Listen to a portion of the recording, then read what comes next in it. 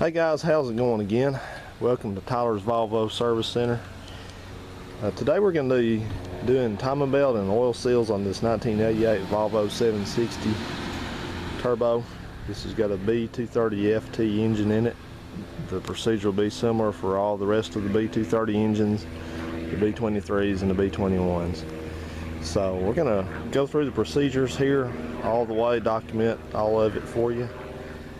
And let's go in there and take a look real quick what we're working on. This is, like I said, this is a B230 FT turbocharged red block engine. It's rear wheel drive. The engine is oriented north and south, so it's not quite as much of an ordeal to do a timing belt on one of these as it is one that's transverse. This is your timing belt cover. You've got a fan, water pump, some belts, alternator, air conditioning over here, so it's not really that involved. Should be able to definitely do it in one day. We're also going to do the oil seals, cam seal, auxiliary shaft seal, and the front main seal at the crankshaft. And probably we're going to also do a valve cover gasket, and may even be the rear seal on this one too, because it's been leaking a lot of oil. It's got a massive oil leak up top for sure, and I can show you that, what's causing that ahead of time before I even take anything apart. That happened because that the owners of this vehicle didn't service the breather system on these. These have an unusual breather system on them. They don't just use a PCV valve like a lot of American cars do. They have a oil separator and a flame trap and some associated piping that goes different places, and that all has to be kept clean.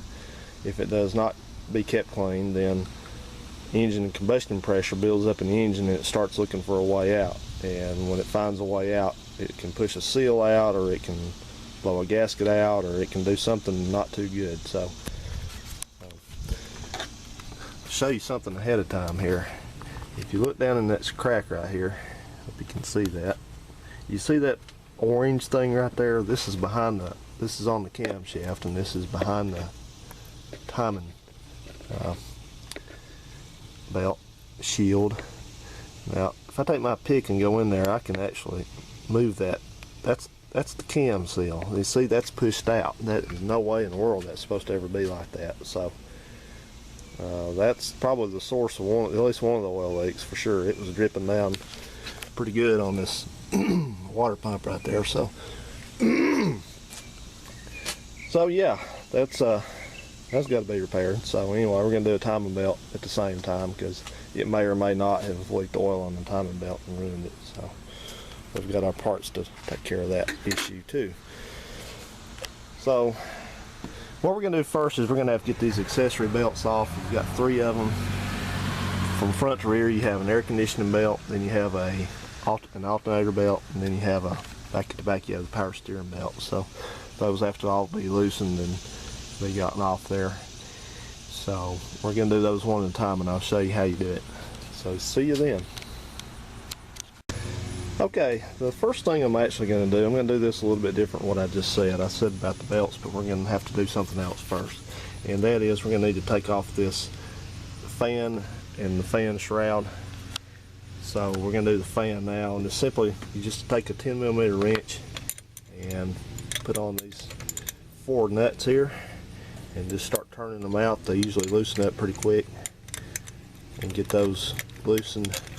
And then you're going to need to take the shroud loose. What it is this thing, 2 things have to actually, they need to come out as a unit. You can't really, I don't think on this one you can get the fan out by itself. There's just not enough room. So whoops, sorry for the finger. So you'll need to do it that way. And then I think this one is I think you can use a fan shroud. This is a 8mm 1/4-inch ratchet is what I'm using on it. So you can just simply turn those out. Now there's one here and one here, and I'm going to guess there's going to be 2 on the bottom. Let's go in there and take a look.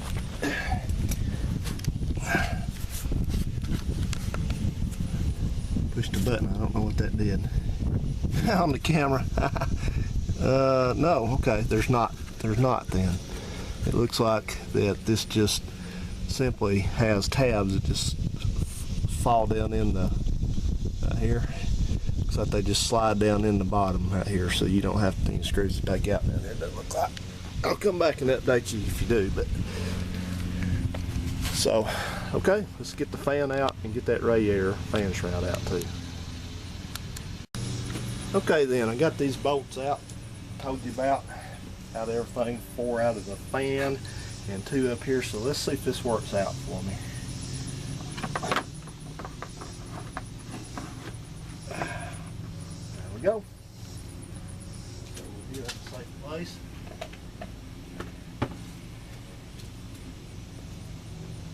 Done. Now, what we need to do is you might be able to weasel these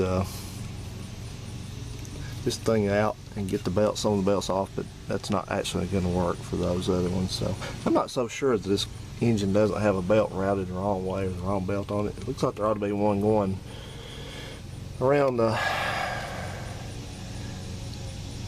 alternator sitting kind of crooked, I noticed. You look at the way the belt's on it. Okay. I'm just kind of talking to myself here, but we need to proceed ahead and get the belts off now. So I was just scanning these, and it looks like there's going to be on this air conditioner. That's the first one we need to do. It's on the outside. So it looks like you're going to have a slider nut here. You have a tensioner bolt right here. This is this deal like foreign cars always seem to use. So in other words, you're going to loosen this one and you'll turn this in or out to move the alternator, the air conditioner in or out. And then at the same time, excuse me, at the same time you're going to come down and have I think this is the pivot right here for it at the bottom. You'll need to loosen this up some. You don't need to take it out, just loosen it up, and you can get that early in the morning. Cough, cough, cough. Just imagine if I smoked, man. Jeez. I never quit coughing, I don't think. So we'll do that one, work on that one first, but I'm pretty confident that's the way that will operate to get that thing loosened up. So I will see you when we get that done. Okay then, I thought I was going to have a degree to get that air conditioning compressor loosened up, but I'm going to show you how I did it. Sorry I got to talk a little loud. The neighbor with their world's loudest lawnmower's running again over there, like always every time I'm doing something. But anyway, no big deal, that's their right. So anyway, I told you had some bolts and there was more. It's like the chef says, the guy selling stuff says, well wait, there's more. There is more. When you come under here, you've got these two, I showed you, what am I looking at? Okay, that bolt that's in the rubber right there, that's a 12 on this side, and then right around the back of it, back here with my fingers, you got a 13 millimeter nut on it. And then what the trick is back here at the back of that bracket. Let me make sure I got you where I need to show you. Let's see that one. There's one back there, the same exact deal back here, except turned around. Whoa! Hit my zoom button. Anyway, it's turned around the other way, so the nut is out at the front and the bolt head's at the back. Yada yada. So, and it's kind of in a tight place to get to here. I had some trouble getting that thing loose, so just loosen those up. You don't have to remove them. And then I showed you up here about the block nut, which is right there on the top of it. Loosen that up, and then the other trick is there's another nut which is right back there in a bracket. Right there. So without loosening that thing up where I've got the socket on it, it's not going to loosen up. The whole thing's not going to move. So don't force it with a big pry bar or something. So that's how you do it. And you got to be careful with your lines and your radiator and everything up here to not to jab a hole in something. And then this thing, you see, I got the belt already mostly taken down there. The belt just comes off. And this belt Looks good. I don't know. Yeah, I don't know. I probably need to just go ahead and put belts on it. If you're going this far into it, you probably don't need to cheap out. But okay, so anyway, what you probably want to do if you're going to reuse your belts, get a piece of tape or something and wrap around them and write what they are. That one you just need to put like AC or air conditioning or something so you know what it is. That's how you do that one. Let's move on to this alternator next. Okay, alternator belt is off. It wasn't as traumatic as doing the air conditioning. You got a 12mm bolt here, which has a 13mm nut on the other end of it, and you have a, I believe that's a, you can see under there, I think that's a 13 bolt right here. I'm sorry, 13mm nut. You're going to loosen that, and then you come around with a 10mm, and you run. It focuses there. That's a 10mm. Wow, it's not going to focus on anything, is it? Come on, come on. There you go. You take that thing, run it out counterclockwise to the left, and that loosens the tension on the alternator belt. That's about all there is to it, and the belt will come off. I saw something wrong here. Sorry for all the lawn mowers. It's that day. But you see that? The thing has got rubber mounts in it, and the rubber mounts are worn out on the alternator. At least one of them is. So I have to get those. And last but not least will be the power steering pump down there, so I'll have to work on that now. See you then. We all mow the grass on Saturday. We all mow the grass on Saturday. We have been directed to mow the grass on Saturday. We are out mowing the grass on Saturday according to the requirements. We shall mow the grass on Saturday. The residents all mow the grass on Saturday, even when it's hot as hell out here. Okay, we're on to the power steering, and this wasn't as bad either. So here's what you got. You got underneath, you have a nut right here. I believe that one was 12. Let me make sure I'm showing you that. It's right under there. See it right in the center. Just be careful. You got, it's 12 or 13. I forgot that one of those. But if you're working on one of these cars, you need to have an assortment of nuts and wrenches and metric sizes anyway. So you loosen that up some. That's just your pivot. One of your pivot blockers. And then you're going to come up here, and right in there you have another, I think that's a 13. Loosen that up some, and then you've got that another one of those right there. That thing, that's your tensioner. So you just back it out to the left, way out, and then power steering pump should be free to pivot in and loosen the belt up. So see it moving.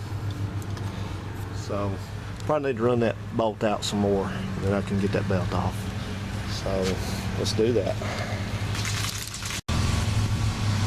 Okay, once you got the power steering belt off, you can just slip off this water pump pulley, put it in a safe location. Okay, well, had to take a little break there and just made 20 bucks helping the guy get his tailgate open and stop by here. So we're going to take the upper timing cover off now. And you have a 10 here, a 10 here.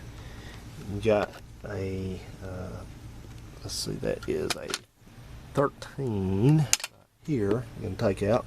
You're supposed to have a Phillips head screw back here, but evidently somebody left that one out last time. So we'll replace that when we go back together with it. So let's take those out, and we should be able to get that upper cover off. This is what you're going to see after you get the upper cover off. And so now we've got to do something slightly challenging, which is we have to get that crank bolt broke loose in there. That's a 24mm bolt, and it's not supposed to be overly tight. I think the spec on this is 44 foot-pounds of torque and another 60 degrees of tightening on it. So hopefully it's not going to be impossible to get loose now. You see, I've got my usual way of doing this set up, which means I have a breaker bar and extension and everything assembled here so that I could use the starter to just bump it a couple times and break that thing loose. But the problem with that is the starter on this car is just about totally dead, and so it's just taking a whole lot of messing around with it to try to get that to work. So what I'm going to do alternatively is I bought a strap wrench, and I'm going to try to do that. I'm going to try to hold the crank and pop that thing loose by hand. We'll see. You want to be careful. You want to be careful with any of this. In fact, I'm going to take a piece of cardboard and I'm going to put down in front of the radiator, so hopefully I don't get into the radiator or something slips. And you'll want to watch this also. Now, I've put a link in the description that shows a tool that they sell. It's about 50 bucks and you have to order it, but there's a tool they sell called a crank pulley holder, and it bolts to this, part of it bolts to this, and it sticks down in this thing where the slots in this pulley, you can't see those, but they're in there, and holds it. But I didn't consider buying one at that point. I should have possibly, but we're going to try it this way first. You can see somebody's already been into this and done a timing belt on it, because the mark is marked and those marks are marked, so it's good for them. Okay then, well, I'm gonna go ahead and work on this and see if I succeed or fail with it, and I'll let you know in a minute.